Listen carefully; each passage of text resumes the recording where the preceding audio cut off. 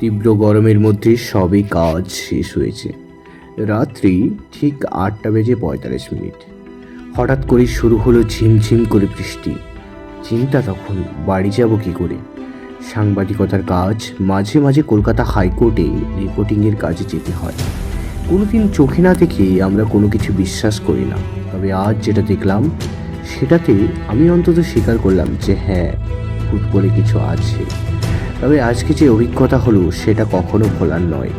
অনেকে বলেন ফুটবলে কিছু হয় না, তবে কলকাতা হাইকোর্টে 11 নম্বর কোর্টরুমের সামনে এবং কোর্টরুমের সোজাসুজি যে সিঁড়ি, সেই সিঁড়িতে এবং দোতলার যে বারান্দায় যেসব কিছু দেখলাম তাই আজ আপনাদের দেখাবো। চলুন কিছু শব্দ, কিছু ছবি এবং কিছু প্রমাণ দেখে নেওয়া যাক।